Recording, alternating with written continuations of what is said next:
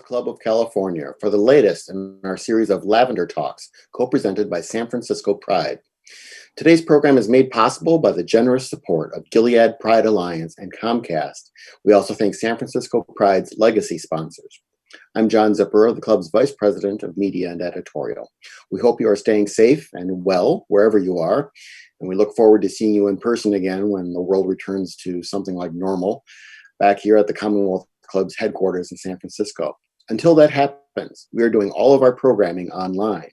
This is the latest in more than 200 online programs the club has produced just in the past 5 months. You can find all of our upcoming programs, as well as audio and video of our past programs and how you can help support our program production at commonwealthclub.org. If you are watching us live on YouTube or Facebook, you can use the chat function to post questions to our panelists, and we'll work some of those into our conversation here today. Now I'd like to introduce Michelle Miao. She's a member of the Commonwealth Club's Board of Governors, the former president of San Francisco Pride, and the longtime producer and host of The Michelle Miao Show. Good to see you again, Michelle. Thank you so much, John, and thank you to the Commonwealth Club and San Francisco Pride for putting this program together, and thank you all for joining us. And like John said, if you're joining us live, we want you engaged in the conversation, so send us questions or comments and we'll get them to our incredible panelists. And now, I'm super excited to introduce you to our great panelists here today. We have Africa America, who's a social justice activist, and San Francisco's Divalicious drag performer. We have Eric Panyavong, who's the hospitality events manager and a Bay Area native, Andrea Shorter, who's commissioner of the Commission on the Status of Women, also co-founder and Castro for All, Bayard Rustin LGBT Coalition, a political strategist and a columnist for SF Bay Times. And finally, last but not least, Stephen Torres, who's the interim secretary for the Castro LGBTQ Cultural District, also a freelance writer and a trusty bartender at Twin Peaks Tavern. Welcome, everyone. Welcome to the program. Hello. So let's begin. Hi. Hello. I feel like we can put up jazz hands since it's a special Pride program. Let's begin with the history of the Castro and share what we know about, how the Castro formed. It seemed to have formed its gay identity in the late 60s during the Summer of Love, as working class families left the Castro for the suburbs. The gays and lesbians, or maybe primarily from what I know, the gays moved into the Castro because of affordable housing. And get this, from some of my reading, I don't know if it's true, but I think it is, you could get a piece of property back then for $20,000 to $40,000. That's not the case nowadays. Yeah, I know.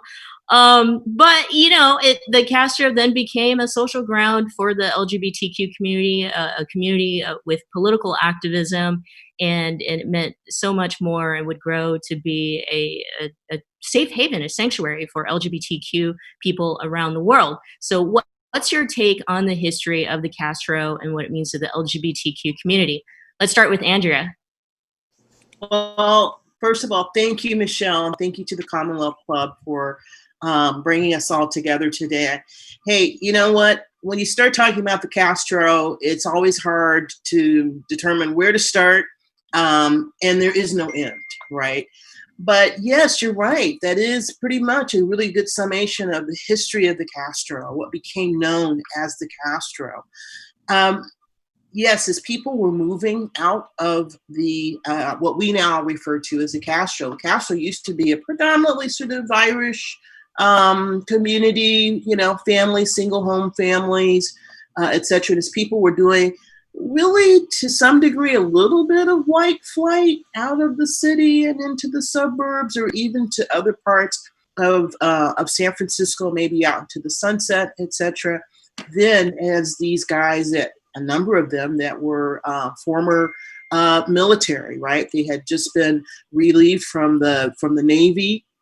Naval services started to establish this community, which we now refer to as the Castro.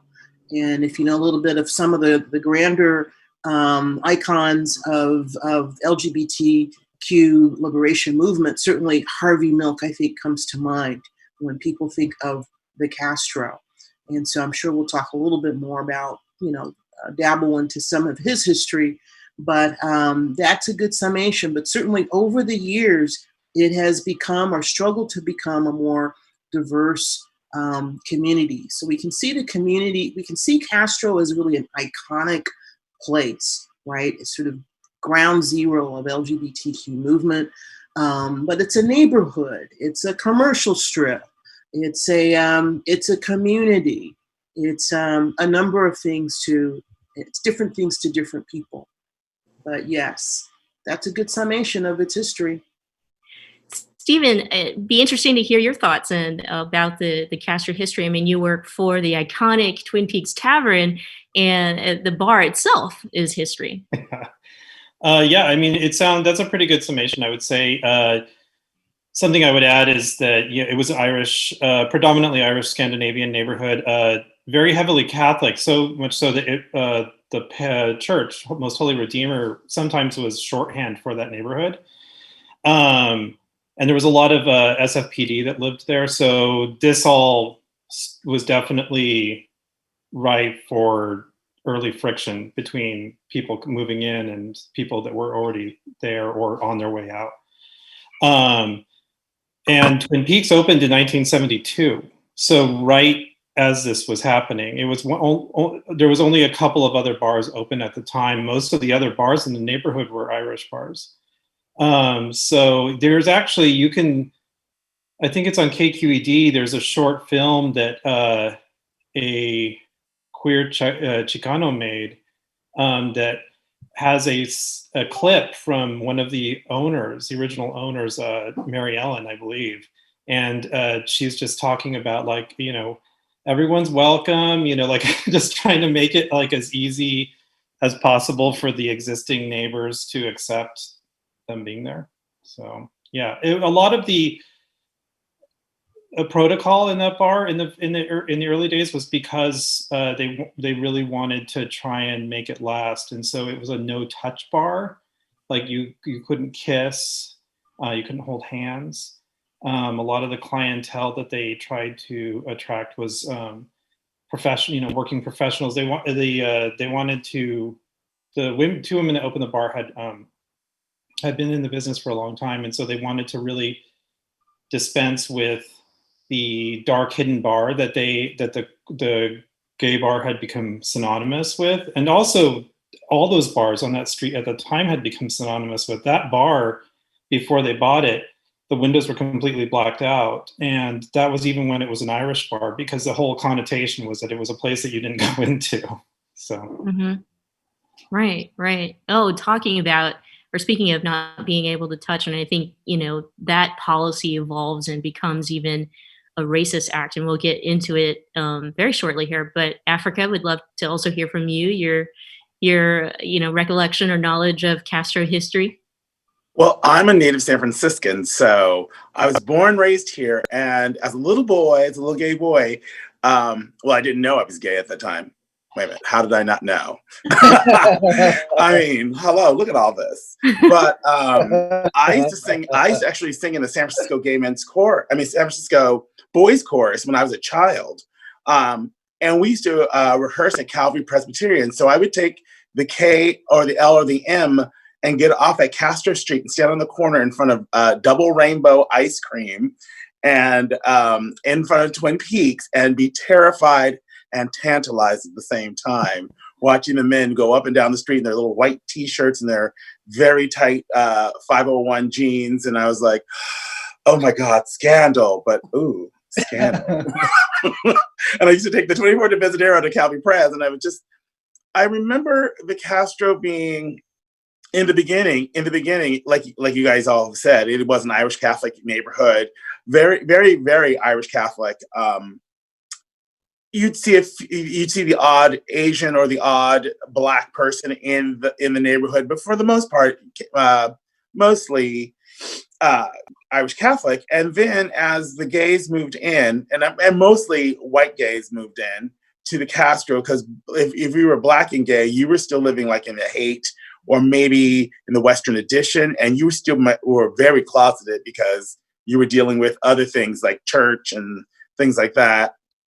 So the white gays moved into the Castro, and you know, it was, like I said, tantalizing and terrifying at the same time. And yeah, that's what I remember as a child. Eric, you're also a San Francisco Bay Area native. What do you know Yeah. or remember of Castro history? Yeah, so growing up, my mother used to always hang out in the Castro with her queer friends. So when my senior year in high school, she snuck me into a bar with her. And during college, I would hang out in the Castro all the time. I went to school at Berkeley, but I came out to the Castro. I remember it being much more diverse than it is now. Over the last couple years, I was managing Fitness SF right there on Noe and Market for 3-4 years, and I lived right behind there. So I've seen the neighborhood change a lot, and I find it because it's become, with the social media, with it's become more of a cultural landmark. Whereas back then it was a neighborhood, more of just a neighborhood where people kind of congregated, hung out, and built community. Now, I think there's more of a national and international spotlight on it from, the movie Milk and other things that have put Castro on the map. Yeah. Thank you so much for sharing, everyone. So this next question is for all of you or for anyone who wants to jump in and begin this conversation, and we'll touch on the Castro's racist history. I want to bring up Rodney Barnett, who founded the Compton's Black Panther chapter and who opened, I think, or at least one of the first people to have opened the first Black-owned gay bar in San Francisco, the Eagle Creek. So not sure if any of you know of the Eagle Creek. But, when Rodney moved to San Francisco in 1969, he was surprised, and he described the environment as he was surprised to find that racism in the gay scene was much more pronounced than in the city overall.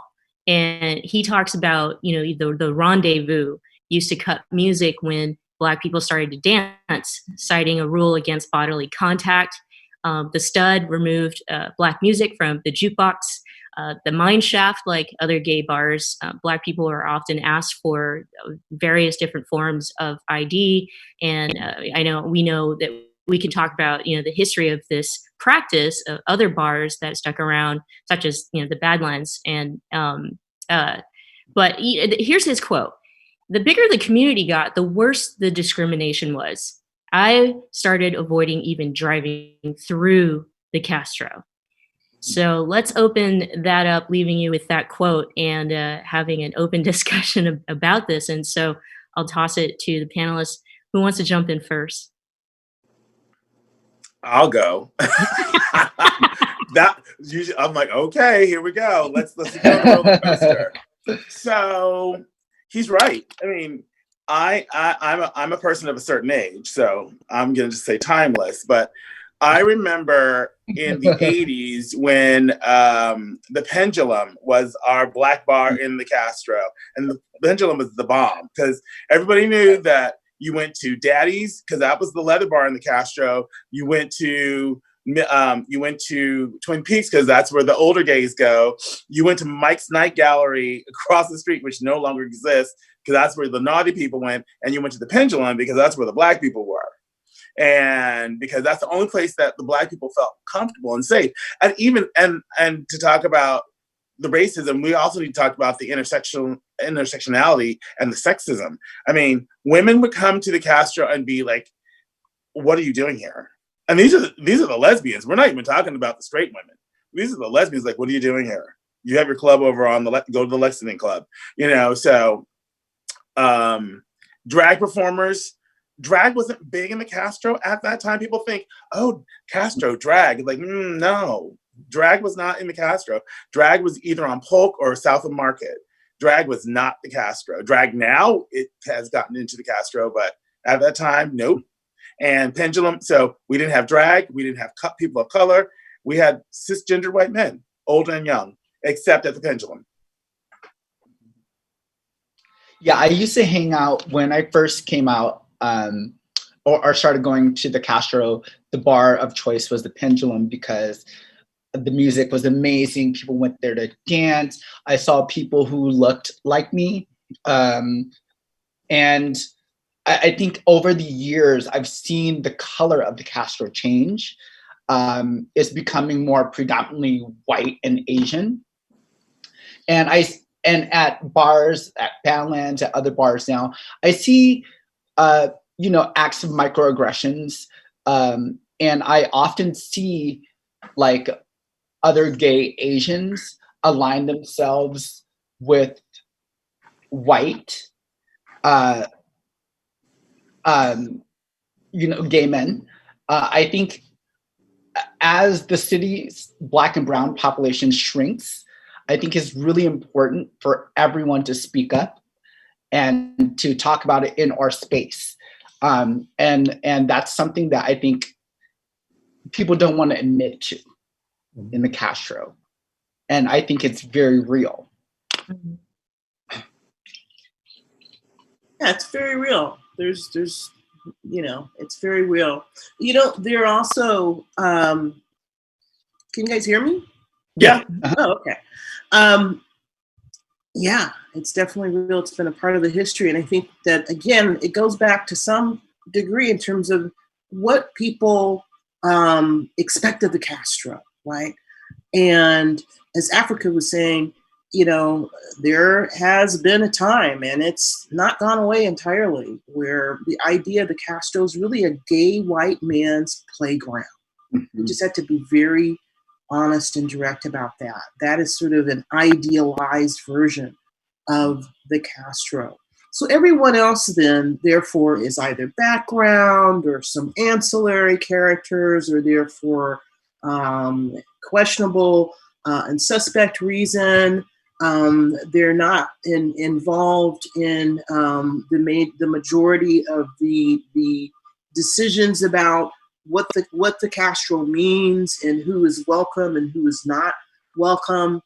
And so it's been certainly a struggle for the community. At one point, several years ago, I was on another panel with the museum, and the discussion was, do we even need the Castro anymore?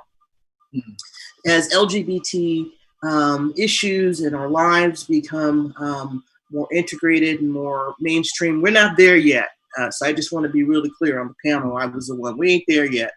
Back then, and we certainly there have been some changes since then. But nonetheless, that is really how the Castro is understood. That is really a utopic, a playground, primarily for the fantasy and idea of gay white men. And if you don't fit a particular mode, if you go back and even looking back to some of the things that Eric was saying, and Africa was saying, it's like going there and seeing these guys in the white T-shirts and the very tight 501c3. That has been the iconic sort of uniform, so to speak, of everyone looking a particular way. And if you didn't fit that mold, then you were definitely out of place and perhaps by some not welcome. One of the things that we were engaged in, or I was engaged in, if you all recall, in the mid, around 2004 into 2005, was what became known as the Is Badlands Bad campaign. And part of what John Newsom, Lisa Williams, Lauren Shine, whole host the late, great Julius Turman, who went on to serve on the Police Commission, working with SCIU and others, we boycotted Badlands because of the kinds of practices in terms of, again, these weren't new practices. They weren't new, right? The 3 pieces of ID or looking a certain way. And it was very clear and very evident that it was to, it was segregation.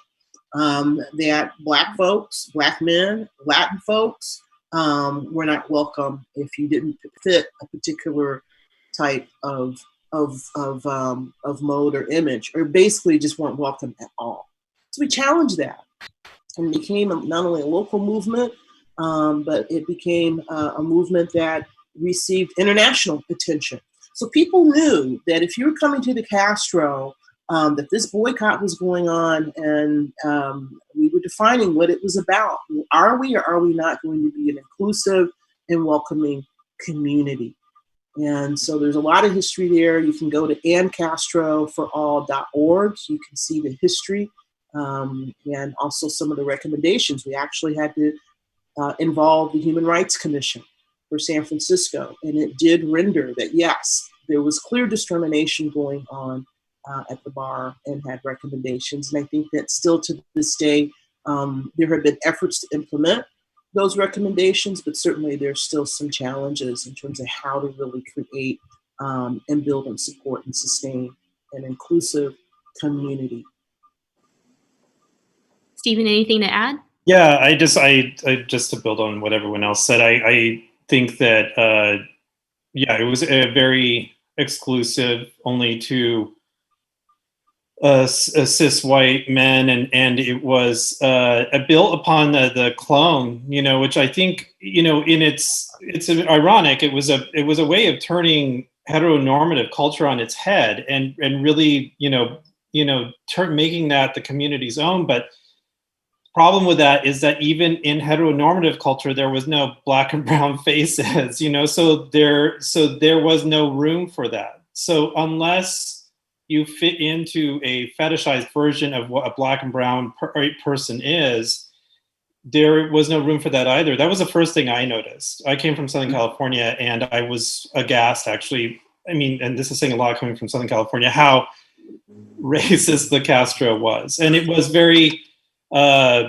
insidious, because it wasn't outwardly racist necessarily, but it was just, it was either backbiting comments. I didn't go to the Pendulum for the longest time, because they were like, people told me it was like this sleazy bar, which I didn't realize was shorthand for it's a black bar, And so it took me a long time to go to a place that ended up being one of my favorite places, And then it took you. Part of the reason why it took us such a long time was because when I did find out it was a black bar, it was from white guys that were chasing black and brown guys. So I was like, oh, is this like a fetish pickup bar? Because I don't want to go to that either, So it's so layered, and that was one of the first things I encountered was like, where are you from? And I was like, LA. They're like, no, where are you really from? I'm like, LA. And they're like, no, where are your parents from? LA. So it's just like, it's very. This is a question for. Go ahead. Sorry, Africa. Well, no, to piggyback on that, what he was saying, it's like, it's hysterical when you say, where are you from? It's like, I'm from the planet Earth is where I'm from, and I'm from San Francisco. It's like, where are your people from? And then I can't tell you, growing up here in the city, and because the thing about the city, I love the city. I mean, I'm a native San Franciscan, so I have a special little spot here. I went to high school here in the city. I went to Washington High School. Go Eagles. And at my school, we were 60% Asian, 22% Black, and everything else was the other. Isn't that nice that white folks at that moment were the other? So I went to a school where white folks were the other. Even though I wasn't the majority, I wasn't truly the final minority. So, but you get into the gifted program classes, and I faced that racism too. And what Eric said about Asians aligning with white folks and getting into white alignment, I transferred out. I was going to Washington. That was out of district for me. I was supposed to go to Lincoln. I was like, no, thank you. I'm going to go to Wash, because at that time Wash was awesome. And so I went to Wash, and my Asian counselor said to me, well, I'm not sure if you're suited for the gifted program here. I'm like, I'm in gifted programs at my junior high. Why wouldn't I be in gifted programs at my high school? Well, we'll see. Let's put you in regular classes first. And so the whole milieu of the prejudice and racism in San Francisco / Castro, it's broad. Mm-hmm. Mm-hmm. We're starting to get some questions in from our audience. Thank you so much. And keep sending them in, and we'll get them to the panelists. So I'll take a quick break from my questions and ask the panelists, to whomever. I think this is open. So if you'd like to take the question, go ahead and jump in. a question from the audience. I'd like to know what we can do as community members, as neighbors, and as visitors to transform the Castro into a neighborhood that lives up to its inclusive reputation. I talked about this earlier about, when we see acts of microaggression or overt racism, we have to call it out. Our community have shrunk in its diversity. San Francisco as a whole, but also the Castro specifically. So I think we can't have change without starting the conversation and addressing what's happening. And I think oftentimes my white queer friends don't want to get involved because they think that racism is a race issue that people of color have to deal with. No, it's an issue that white people have to deal with. And unless we're able to bravely and honestly address how we've manifested in our queer communities, we're not going to get over it. Yeah, I was going to say, it took me, and this is something, and it's particular to working. I've worked as on and off in bars for 20 years, and especially, it's a whole nother kettle of fish, but the queer bar industry is rife with abuse. But the one of the things about being, so even as an employee in these situations, you're at will, you don't have any rights, there's no unions, nothing like this. But then as an employee of color, you really don't want to make waves. And so it took me a long time to start speaking up for it, because pretty much every bar that I have ever worked in, there was a problem, at some point. And not necessarily from ownership, but between, or patrons or fellow employees. And that was something I noticed about people of color that were queer in the Castro, is that, sometimes they didn't want to say anything because they didn't, they risked physical harm or being fired or something like that along those lines. And so we have to stand up and call things for what they are, and it's extremely difficult, and the onus this responsibility should not rest squarely on the shoulders of people of color, on Black folks. It should be on our white allies, right, this is where we need them to step up. Yeah, I want to add to this question. It was, actually part of my question, but I think we should talk about, equity, racial equity and inequity. And I mean, when we talk about the history, right, the Black, Indigenous, people of color, transgender community were not residents or official residents of the Castro. In fact, they occupied neighborhoods like Polk Street, the Tenderloin. And so when we talk about how do we want the Castro to be much more inclusive, I don't know. I think we need to openly talk about the fact that, well, if the Castro were shutting the people out in the first place, I mean, there's a whole lot of work that we need to do in order to keep, people of color, people a part of our movement, people who are leaders of our movement in the spaces that we claim are LGBTQ inclusive. So what I mean by that is, if people of color, Black, Indigenous, queers, can't be owners of property in the Castro, can't be homeowners, can't be residents of the neighborhood, I'm not sure how inclusive we actually could be, in a neighborhood like the Castro. So I'd love to hear from others who'd like to jump in on that point. Michelle, in the little over 30 years that I've lived in San Francisco, came up from Southern California and live in San Francisco. I came to San Francisco in 91, end of 91. And at that time, we were in a particular wave of HIV/AIDS crises. And so I think that that's another element in terms of talking about the history of the Castro, the history of our movement, the history of our people that we don't want to overlook or underestimate. in terms of its impact, in terms of how community was defined, and who was part of community. And I think that in that particular point in time, what I witnessed at the time, and certainly coming into the community a little, bright-eyed and bushy-tailed, and had my own idealized versions of what this gay community meant and what it, was to be. That was a very difficult time. But what I did see moving forward over 30 years, the majority of my time in San Francisco, I have lived in the Castro. So I've been a long-time resident of the Castro. I used to live at 16th between Market and Castro. So I saw you, Eric. I remember you were there. So I was right around the corner from Twin Peaks. I was right, like, deep in the heart of the Castro. And so I've been a long-time resident, a member of the community.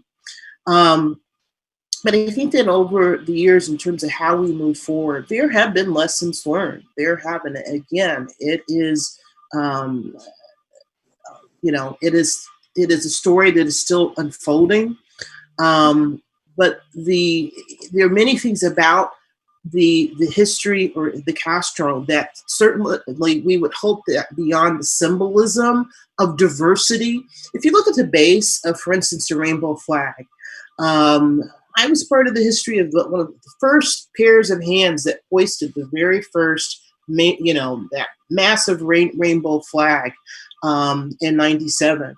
And if you look at the base, you'll see that it also commemorates those of us that were appointed or elected at that point in time. And there's quite a diverse group of us, of LGBTQ people. If you go along the sidewalks of Castro, we have the Rainbow Walk, and there's a diversity of folk throughout, not just San Francisco history, but through the whole pantheon of LGBTQ leaders and authors and literary figures and so on that litter or are placed along the sidewalks. So there are many elements about the Castro, even starting with the rainbow flag, that denote a value about inclusion and diversity. But what is being expressed here is that the idea of the Castro as a diverse and inclusive place don't match up with often what people are experiencing. And I think that we have to always be open to how we define and claim space within the Castro. Okay. We're investors too. We may not necessarily always be, as people of color, the homeowners or the shop owners or owners of restaurants, bars, etc. But our dollars and our presence is what makes real and what defines those values that are encased and enshrined, whether it's in the rainbow flag or these other monuments that are meant to denote, commemorate, and celebrate the idea of diversity. Yeah. So to a large, we can't have it both ways. We either walk the talk, right? Walk the walk, or we're not. And I think that the challenges moving ahead are even a bit more stringent. As the economy, we're in a pandemic. We don't know what the effects of this particular pandemic will be for some time to come. There's homelessness. There's a host of other challenges to the community and what it means. So we have to define what does it take to move forward? How can we create a more inclusive environment and have it be real? And I'll say this one last thing. I always go back to, even with Harvey Milk. Now, Harvey Milk was, I think, if I add up all of our ages, it was even a little bit before my time. Okay, I'll be the elder on the panel today. It was even a little bit beyond my time. But if you look at what Harvey Milk understood at that time, even politically, hey, look, we're not going to have political power. So the Castro was also a political power center, right? It is a political power center that is defined not so much just within a physical space, but the idea of this community being by and large LGBTQ representative. So a lot of San Francisco's or the LGBT community's political power resides within the idea of what the Castro is. It resides within the idea and the legacy of what Harvey Milk was about. And Harvey Milk understood at that time, hey, look, we're in at that time it was district elections, and then we moved to open elections, and then we're back to district elections. But he understood that in order for us to have real political capital, real influence, we can't do it on our own. It can't be just a group of, of corporate white guys that come here over the weekend for a playground, or even folks that are, invested as homeowners and shopkeepers. Yeah. We've got to reach out. We've got to build alliances. We've got to build coalition with other communities. That means Black folks. That means Latin folks. That means the Asian folks. That means all other folks. Mm-hmm. And so I think that we've got to also really hold on to that. And it has to mean something more than just sort of building those coalitions for political power and representation, but it has to mean something in terms of how we see ourselves as persons that are into intersections of life. None of us is just simply and singularly lesbian, gay, bisexual, transgender, etc. We are Black folks. That's why we're on this panel. We're Black folks, we're Asian folks, we're Latin folks, we're all kinds of folk, right? So that really, by and large, is the majority experience of the LGBT community. It has to be. And so how we take that and claim that space in a definitive way. Don't let anyone else say that, well, this is really, you're just here as visitors. No, I'm not here as a visitor. One thing that does speak that is the most intersectional is the color green, and that's money.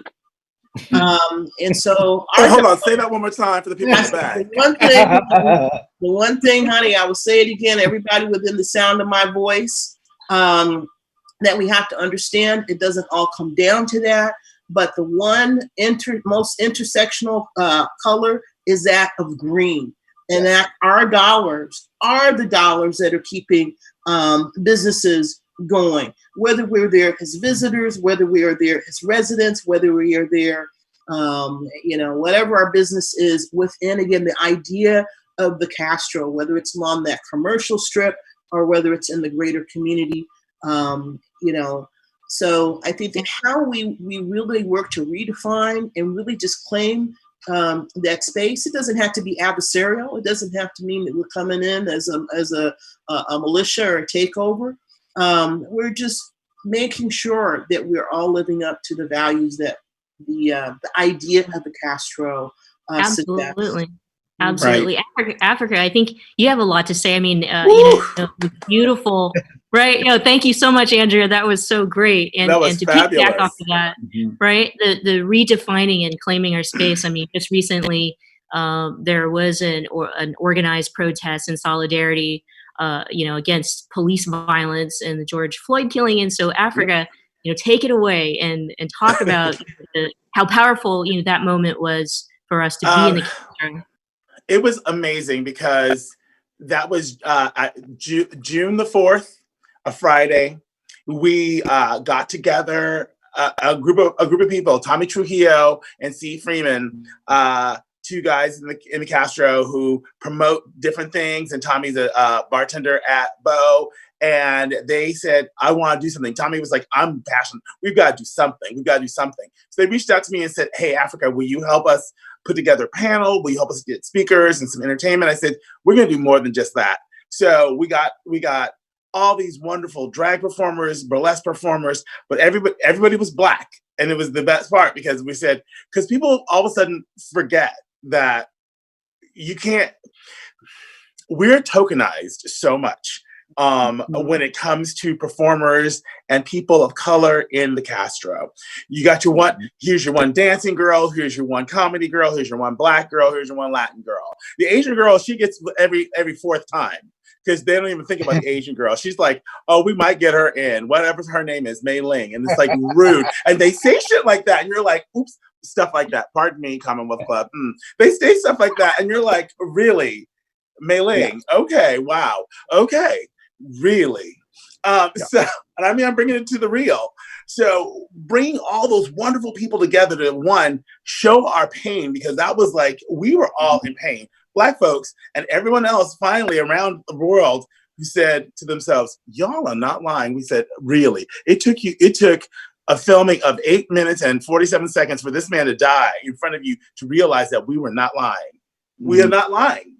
So having that moment and bringing those artists together and telling our stories, but also telling our truth and performing in our angst, because we didn't want it just to be negative. We wanted it to be like, you know what, this is not a moment, it's a movement.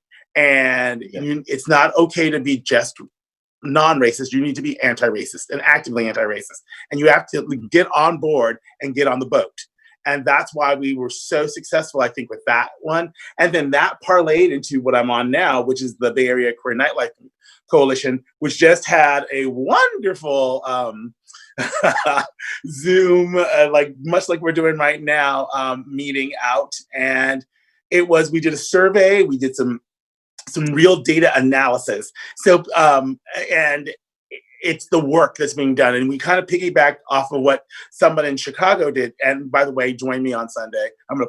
Join me on Saturday. I'm plugging for Oak Lash. We're talking about anti-racism in drag community. So join that and you'll hear more about that. Anyway, back to mine.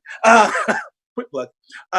So we got together and we did the data analysis and we went down the line. And like Stephen said earlier, it's hard being a person of color working in a bar and trying not to say the things you need to say to your bosses, let alone to the customers who say the nastiest microaggressions. I know Stephen's like, ooh, baby, you're so pretty for a Latin guy. I'm like, ooh, Eric, you're so cute for an Asian guy. It's like, or my favorite, because Eric's ethnic background and the way you pronounce his name is because people, so they're like, what are you? What are you? What are you? Really? Yeah. More like, can you tell me a little bit about your ethnic background? I think your name is interesting, and how do you pronounce it would be a better way to say instead of who are you or what are you? I mean, Michelle, I know you've many times had them say, so where are your parents from? And you said, and I don't know where your parents are from, Michelle, but I know Asian people get this. Black people, we don't get where you're from. We get more like, why are you here? Latin people and Asian people get where are you from or what are you? Yes. Black people, they know what we are. We're former slaves, but we don't want to talk about that. So let someone else take it on, because honey, I could talk for the rest of the hour. I wanted to. Oh no, go ahead. Go ahead, Stephen. Yeah. Oh, go ahead, Eric. Okay. What are you? So I was working in hospitality during this pandemic. We've seen the hospitality industry as we know it now gone. I think there's a real opportunity now. Right now, we see a lot of people who worked in restaurants now having pop-ups and finding ways to have a voice in the industry that we didn't have before, because the razor thin margins, how much it costs to open a bar or restaurant in the city have grown exponentially. Now we have a lot of people who work behind in the kitchen, behind the bar, now finding ways to be creative and to build community. I think after the pandemic's over, we have to ask ourselves, do we want these voices in the industry? And we do, because it enriches our lives. It brings America, and the Castro is not made up by just politics, it's about our lived experiences. And going to a restaurant where we learn and get to experience someone's viewpoint, creativity, and culture is what makes this city vibrant and what makes it San Francisco. So I think there is a real opportunity moving forward for, city legislation to find commercial landlords for leaving storefronts open, or more co-ops or worker-owned businesses where people who work in the businesses become owners and have a say on how businesses run. I think there's real opportunity in that after this. Yep. I wanted just quick. I think that was exactly almost what I was going to say, was that this is a huge this pandemic, for all of its horrible aspects, the one positive takeaway is that we have an opportunity to change the course, at least in the Castro, in our community, the course of the way things have been, you know. And I want to recognize Africa, because the Bay Area Queer Nightlife Coalition, that laid bare some of the worst, and that was only like 4 bars or something that they. And so, Right. I mean, there's more, I assure you. And this, and going off of what Andrea and Eric were saying, is, you know, like, this is where, in order for these places, and they should survive, you know, like some of these institutions, these are part of our history. But if they want to be part of our future, then they need to change. And this is, and what the Bay Area Queer Nightlife Coalition did is they started that conversation, and we have the power now to change the direction of the way this has all been. Absolutely. I was hoping that we end on this, you know, positive note. So I'm going to come back on, you know, where we go from here and COVID and how that impacts what our plan might be. But I want to go back to our audience questions. We got about 15 minutes left, and so make my promises good here that we'll get the questions to our panelists. There's a question from the audience. How about Native Americans? What are their experiences in the Castro? I would say the Native American experience is almost non-existent. I feel like the last time that San Francisco really talked about Native American experiences when we had the occupation of Alcatraz back in the 70s. And so if you are younger than knowing that history, then you don't really see the Native American. And of talking about, yes, Black folks, we were stolen and enslaved, but Native Americans' land, culture, lives were snuffed out. Genocide. So I would say Native Americans do not have a visibility as much as they can, and I think that it's turning. There are people who work at Strut. There are indigenous performers in both the voguing and queer nightlife scene who are really, really proud of their indigenous roots, and they've been speaking out and coming forward more. I think we need to continuously amplify indigenous. We know that Black and indigenous folks are in the hardest lane, and that's followed right behind with Latin and Asian folks. So the lanes are hard. I mean, as you get towards, and colorism takes you towards the white adjacency, we've got to work on getting our indigenous brothers and sisters' voices heard more. I think that's true. I think that you only have to look to, and this is something that we don't learn in school if you grew up in California, but our California's history with indigenous people is one of the worst in the United States. And so the peripheral place in both history and our present that the indigenous peoples of California and all over the United States occupy is only going to be even less in queer culture, unfortunately. And I can actually count on my hands the amount of times I've met queer indigenous folks that are even like from California, you know, in the Castro, you know, like yeah. Here's a question, and for just looking at time, I want to be able to get through the questions, and so we'll take a comment or two from the panelists and move on to another question from the audience. Not to center white folks in this conversation, but I'm curious about what white allies are doing to fight racism so that Black, Indigenous, people of color don't have to do all the work.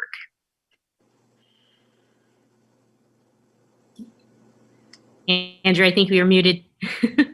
Andrea, unmute. Oh, I am unleashed and unmuted. it said just in the Castro or on all the United States. You know, we're in a very, I'll go back to what Stephen was saying. I absolutely agree. I think we all do. We're in a particular place in time. It's a very pivotal moment in terms of how we're going to move forward, I don't know that we'll get to a post-COVID-19 period anytime soon, but we're in a time of real uprising. And we have some real critical choices to make in terms of where we're going to go as a nation. Are we going to move forward with the idea of a democracy, or do we move forward under the current regime that seems to be about authoritarian, autocratic? That's my opinion. But I think that we can see what's happening on the streets, and it ain't good. But people are stepping up, right? People are stepping up, and that are forming those coalitions and those alliances where everyone, it should not be just on people of color. It should not just be on Black folks to talk about police brutality every week when someone else is slain.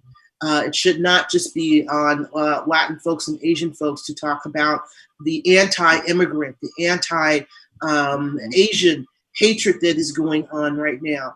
We all have to be involved in the conversation. So I do think, I am excited and interested in what's going on in terms of how white allies or white folks are looking at sort of how to be anti-racist. I don't think it's incumbent upon me to teach you how to be anti-racist or whatnot. You've had 400, 500 years to get it together.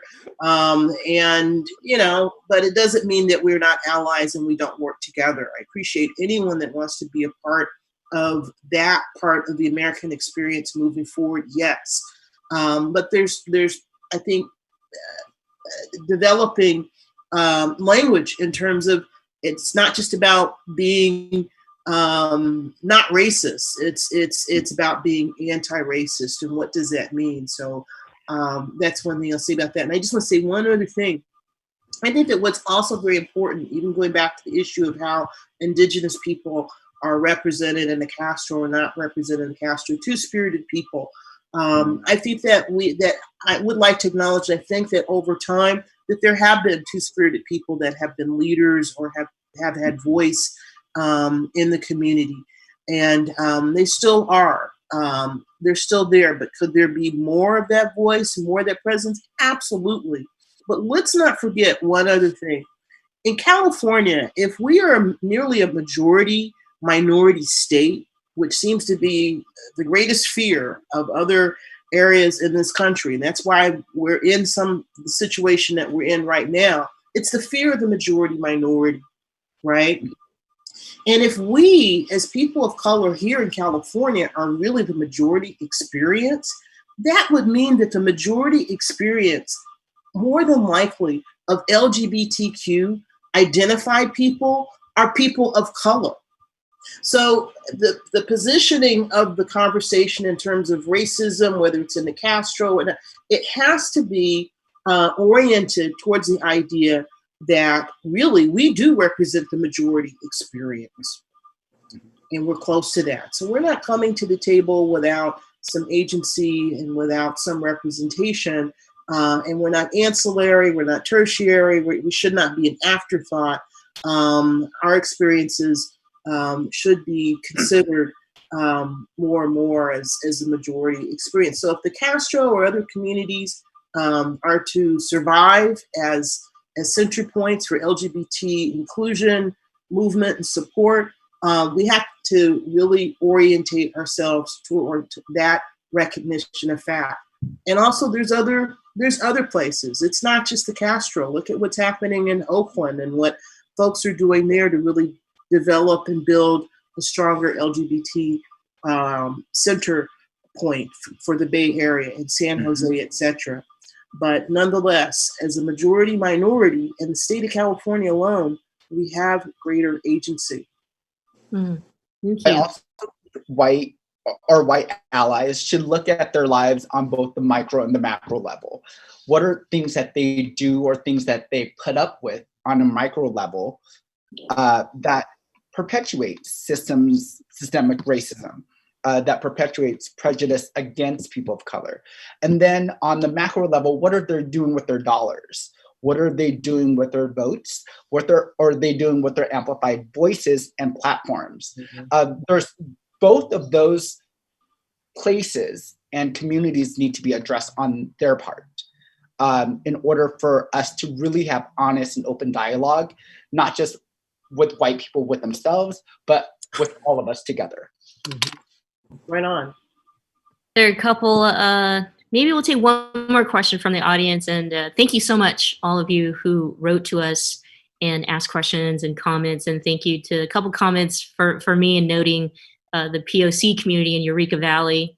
The last question we'll take from the audience, what can nonprofits do in this conversation? How can they play in this space? What role can they play?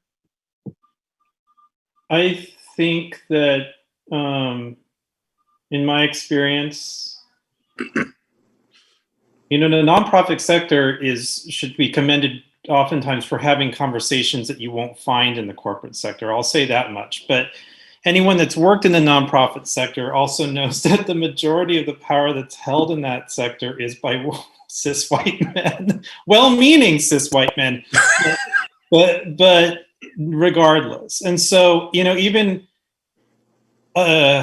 institutions that work for the advocacy of equity, I sat on the board of the Harvey Milk Democratic Club for 8 years, and all of our legislation and things that we were trying to pass were for equity, for to bring POC and Black voices to the center.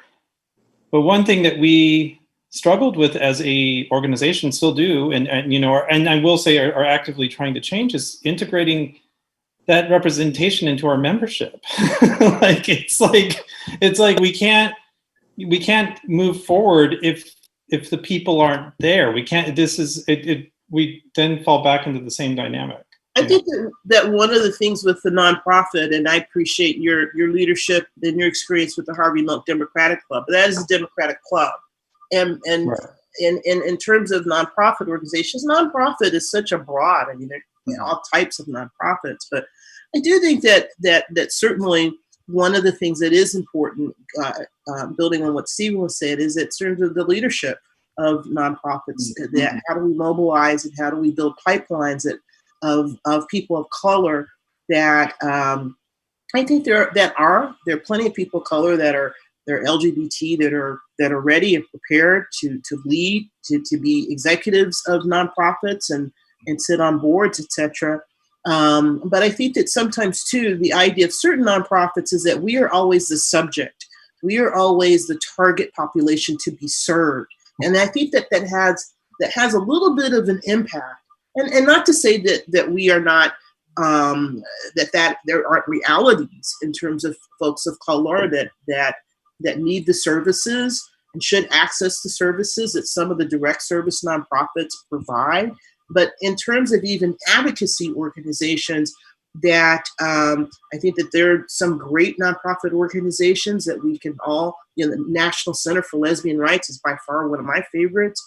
I think that I've worked, out in equal workplace advocates and working with corporate entities on inclusion and diversity of LGBTQ people. So there are a lot of nonprofits. That's a whole other economy within our movement.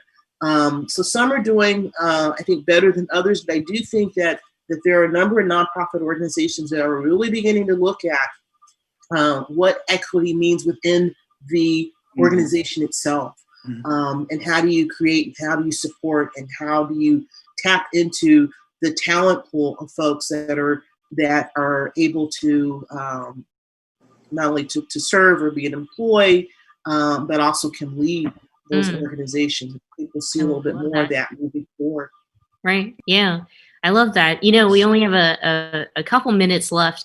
And in talking to all of you and all that you give and contribute to our community is just, I don't have the words for it, but I could cry right now and being grateful for all that you do. It sounds like our community is standing up, coming together. San Francisco Queer Nightlife, is a lifeline for many of us who are still in the city, and looking forward to the day in which we can rejoice and come together and dance again. And this time, hopefully, much more, maybe an inclusive resurgence of queer people in the city. So we'll look forward to that. Let's leave our audience with one or two things, maybe 30 seconds for each of you, or a minute. One or two things that we could all do to be less complicit in racist or racial oppression, or complicit in these systems that are racist. We'll start with Africa. The number one thing is remember that people make mistakes, call them out on the mistake, and try to have the grace to help them with the mistake. If they don't follow with the grace that you give them, then you do what you need to do. But let's come with some grace. Everybody makes mistakes. It can't just be you're white and you're bad. It's like you're white, you're privileged, and that's the way it is, and that's all it is. So now I need your help to keep helping all of us move together. Period. Thank you. Eric.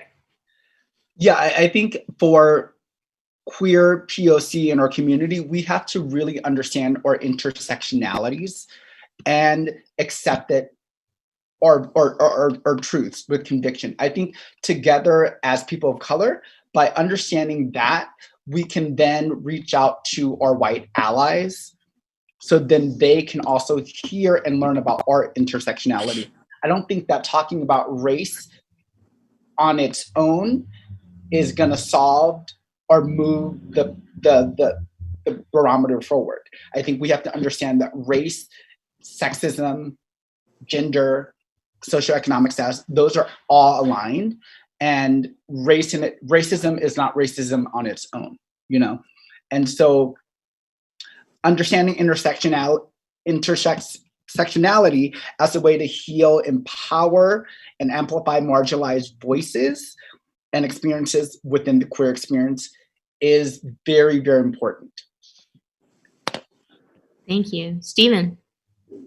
Yeah, I can't do much than build on what they both just said. Is it's like, I guess, the complicity on the part of white folks, that would boil down to what Eric had said earlier about micro and macro. I see so many posts on social media and stuff say I know it's bad, but I just had to get Chick-fil-A. I'm like, what? It's like think about what you're enabling when you do just buying food, and then amongst our community, I think there's so many demands that are made on us already. I would just say trust in the strength of your beauty and the strength of our community, and don't play into the rules that were handed to us. The intersectionality is the key. This is how we have strength in numbers here.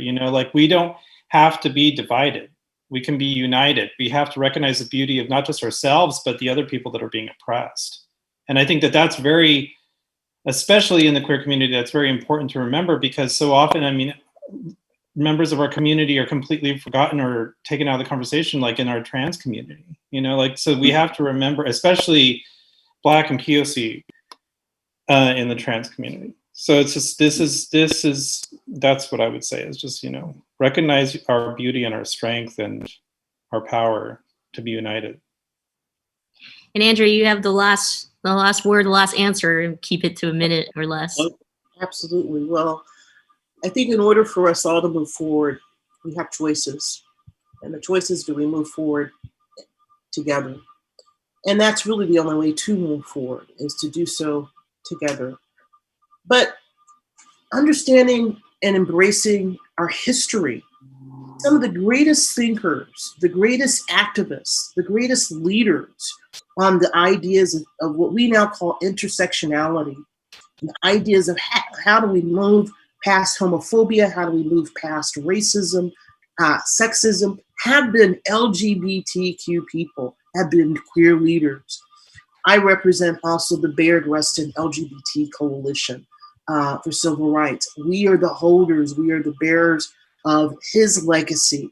This, as we just celebrated a week ago, the March on Washington for Jobs and Freedom in 1963, August 1963, August of 28th. It was Bayard Rustin who was the architect, who was the leader, the main organizer of that march, where Martin Luther King gave his I Have a Dream speech. Starting with Bayard Rustin and understanding what his philosophies were in terms of how do you build coalition and bring us together and move past the ills of racism and sexism and homophobia. He was a proud, openly gay white man, gay black man. Audre Lorde, Alice Walker, Bell Hooks. We have such a wealth of thinkers that are there. We don't have to reinvent the wheel, but know our history and continue to stand on that as often the person's out front on these issues. And so I just ask people to also embrace that. We have choices right now and how we're going to move forward together, how we're going to look both ways before we cross the street and then hold hands together to get across safely. And as Africa said, there has to be grace and there has to be those moments. But the train is pulling out of the station, and hopefully we'll have a train where there's love and kindness and respect, dignity, and certainly an eye towards a future that is not about race. Thank you. Thank you all so much. Thank you to our wonderful panelists, our community heroes, Stephen, Andrea, Eric, Africa. Thank you to San Francisco Pride, Commonwealth Club, Comcast, Gilead for supporting this program and helping us put it together. And thank you all for joining us in this conversation, and all those folks who reached out and sent us their questions, and all of you tuned in. Share this. It'll be available. You can check for a full listing of all Commonwealth Club problems. We have a lot of problems. We're going to solve them, especially with the truth. But what I meant to say is all Commonwealth Club programs at commonwealthclub.org/MMS for the Michelle Meow Show program. Next week, we'll have Nikki Solis, San Francisco public defender, who'll be with us here to talk about her time in serving with Kamala Harris, Senator Kamala Harris, who will be here next, or maybe, we'll talk about politics next week. Anyway, thank you all so much. We'll see you next time. Thank you. Be well, everyone. Stay safe. Thank you, everyone. Hi, everybody.